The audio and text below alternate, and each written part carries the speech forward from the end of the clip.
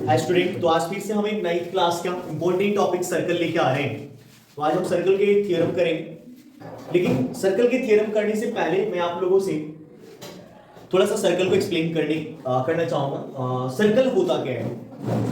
बहुत सारे बच्चे सर्कल का डेफिनेशन नहीं जानते, बट हमें क्वेश्चन वगैरह नहीं पूछता, बट हमें जानना चाहिए सर्कल के बारे में कि सर्कल एग्जैक्टली है क्या। तो circle is a close round figure, it is a close round figure which is the equidistant from the centre. Centre से ये चारों तरफ जो है वो क्या है, बराबर दूरी पे होते हैं। This is called the circle. अब आते हैं हम सर्कल के कुछ पार्ट्स के बारे में, क्योंकि थ्योरम करने से पहले हमें सर्कल के पार्ट्स के बारे में जरूर जानना चाहिए।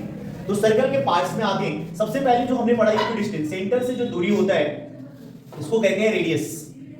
सेंटर से जो दूरी है उसको रेडियस, सेंटर में पता है कि मिड पॉइंट बीच में होता है, तो ये हम सेंटर कहते हैं। आप ओ या सी जिस किसी से भी डिनोट कर सकते हैं। उसके बाद सर्कल पे किसी भी दो पॉइंट को मिलाने वाली लाइन, कहीं भी दो पॉइंट को मीट करता है लाइन, तो इसे कहा जाता है कॉर्ड। और अगर कोई हिंदी स्टूडेंट है तो हम इसको बता देंगे, इसको हिंदी में कहते हैं जीवा। ठीक है, तो ये कॉर्ड होता है। सर्कल के किसी भी दो पॉइंट को मिलाने वाली लाइन को हम कॉर्ड कहेंगे। कहीं से भी अगर हम यहां से सेंटर से होते हुए इस लाइन को मिला रहे हैं, ये भी हमारा कॉर्ड है।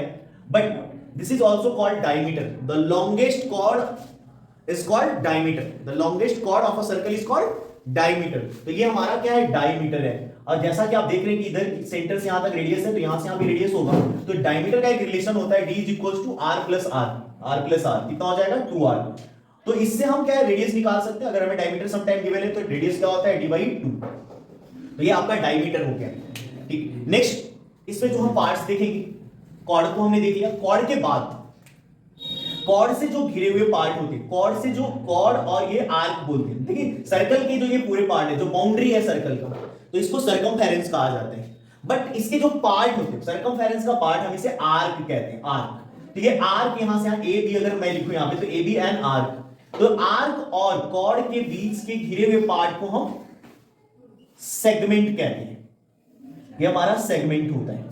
तो ये भी हमें ध्यान से समझना होगा कि इसे, और अगर दो radius, now the point is कि टू रेडियस से घिरे हुए पार्ट को, two radius and arc, two radius and an arc, इससे बाउंडेड पार्ट को, ये जो पार्ट बन रहा है हमारा, इसको हम कहते हैं sector. This is the sector. और अगर कोई लाइन जो है सर्कल को दो पॉइंट को काटते हुए बाहर निकल जाए तो हम इसे सिकेंट कहते हैं।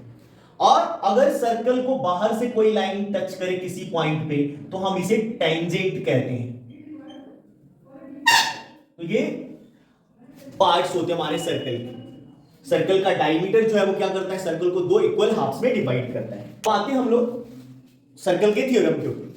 तो पहला थ्योरम हम लोग जो यहां पे पढ़ने जा रहे हैं वो हमारा है equal angle subtend equal angles at the centre, sorry, equal cord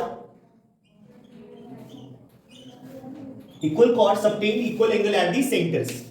तो यहां पे इसका मतलब ये है कि अगर हमारे सर्कल में दो इक्वल कॉर्ड अगर हम लेते हैं तो हमारा जो है क्या होता है कि सेंटर के ऊपर जो एंगल फॉर्म हो रहा है वो क्या है, इक्वल फॉर्म होगा। ये हमें प्रूव करना है। तो जब भी हम कोई थ्योरम करते हैं तो उसमें क्या हमें गिवन है, क्या हमें प्रूफ करना है, कौन सा कंस्ट्रक्शन कर रहे हैं और प्रूफ, ये चार पार्ट है जो मैं आपको यहां पे लिख रखा हूं। तो पहला पार्ट है गिवन। गिवन क्या है हमारे पास, जो स्टेटमेंट है उसके अकॉर्डिंग हमारे पास गिवन ये है कि यह circle with centre O, circle है जिसका सेंटर है ओ, रेडियस आर। सर्कल है तो रेडियस तो होगा ही, चारों तरफ हमने सर्कल बनाया तो रेडियस होगा, तो रेडियस हमने आर मान लिया है कि आर रेडियस का एक सर्कल है, इन विच जो अभी इसमें दिया हुआ है कि इक्वल कॉर्ड्स, तो दो कॉर्ड जो है ए बी और सी डी, दो इक्वल कॉर्ड हमने बना लिया, एज्यूम कर लिया कि ये दोनों इक्वल है। तो ये हमें गिवन है। हमें प्रूफ क्या करना है, हमें प्रूफ ये करना है कि जो यहां पे एंगल होगा, अगर हम इसे ज्वाइन करेंगे तो कंस्ट्रक्शन का पार्ट होगा ये। तो जब हम इसे ज्वाइन कर रहे हैं तो जो यहां एंगल बन रहा है और ये एंगल बन रहा है, ये हमें इक्वल प्रूफ करके दिखाना है, ये इक्वल होगा। तो ये हमें प्रूफ करना है। एंड द थर्ड पार्ट जो हम यहां पे लिखे हम लोग कंस्ट्रक्शन, हिंदी में इसको रचना कहते हैं। ज्वाइन कर रहे हैं हम लोग ओ ए, ओ बी, ओ सी और ओ डी। अब आते हैं हम वेरी वेरी इंपॉर्टेंट पार्ट जो है वो प्रूफ, हिंदी में से प्रमाण कहते हैं। अब हम यहां पे दो ट्रायंगल जो फॉर्म हो रहा है हमारा A O B and the second triangle जो हमारे यहां पे फॉर्म हो रहा है सी ओ डी, हम ये दो ट्रायंगल लेते हैं A O B and C O D. अब इसमें क्या क्या चीजें हमें गिवन है, तो पहले तो हमें गिवन है यहां पे AB is equal to CD, already AB equal to CD given है।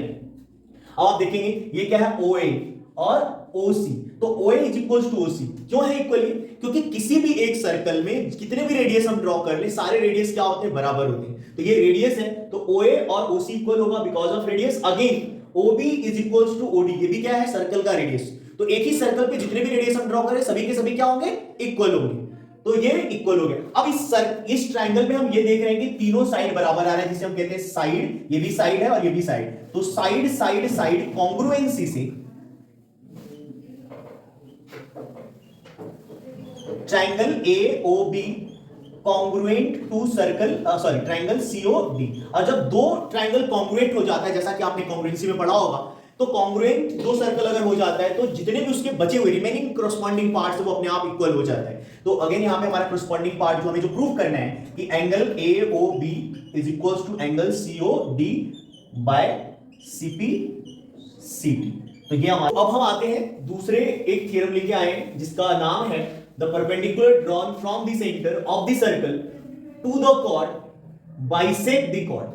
मतलब कि अगर हम किसी सर्कल के सेंटर से अगर एक परपेंडिकुलर ड्रॉ कर दे, 90 डिग्री लाइन ड्रॉ कर दे, किस पे, किसी कॉर्ड, जो हमने AB कॉर्ड लिया है यहां पे, तो ये क्या करता है कॉर्ड को दो बराबर भागों में बांटता है, बाइसेक्ट कर रहा है। तो ये हमें क्या करना है प्रूफ करके दिखाना है, बाइसेक्ट करता है ये हमें प्रूफ करके दिखाना है। तो अगेन हम आते हैं कि जब थ्योरम प्रूफ करना है तो जो भी हमने पीछे बताया कि हमें गिवन टू प्रूव कंस्ट्रक्शन और प्रूफ, तो पहला गिवन नॉर्मली जितने भी सर्कल के क्वेश्चन करेंगे तो एक ही जैसा आपको लिखने के लिए मिलेगा, सर्कल विद सेंटर और radius R in which the chord AB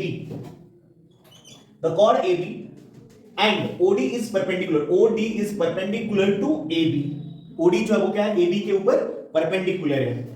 proof क्या करके दिखाना है हमें, जो हमने कहा कि बाइसेक्ट करना है, बाइसेक्ट का मतलब हो जाएगा कि ये और ये दोनों बराबर होगा, AD is equals to BD आपको दिखाना है प्रूफ करके। कंस्ट्रक्शन हमने यहां पे कंस्ट्रक्शन में क्या करना है ज्वाइन कर लेना है A to O और B to O, ये हमने ज्वाइन कर दिया। नाउ टू ट्रायंगल्स यहां पे फॉर्म हो रहे हैं, तो इन ट्रायंगल ODA है ना ये पूरा ट्रायंगल, और ये दूसरा जो है हमारा OBD, तो ये पूरा ट्रायंगल ODB, तो ये हमने ट्रायंगल ले लिया। अब इसमें क्या हो रहा है कि ये परपेंडिकुलर है तो 90 डिग्री दोनों तरफ होगा, यहां से क्या है ODA is equals to ODB 90 degree है, OA is equals to OA equals to OB because of radius, क्योंकि अगेन सर्कल में जितने भी हम रेडियस बना ले सभी क्या होता है इक्वल होता है, तो ये दो रेडियस इक्वल हो गया। OD इक्वल्स टू OD जो है वो क्या हो रहा है दोनों में आ रहा है, ये OD इस ट्रायंगल के लिए OD इस ट्रायंगल के लिए, इसलिए कॉमन इसे लिखते हैं। हिंदी में अगर आप लिखेंगे तो ओवेनिस्ट यहां 90 डिग्री ये रेडियस हो गया है ना।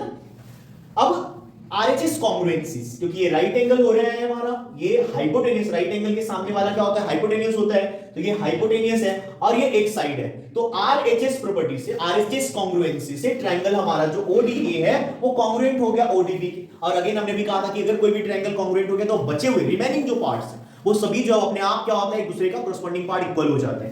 तो hence AD is equals to BD by the CPCT, corresponding part of congruent triangle. So thank you.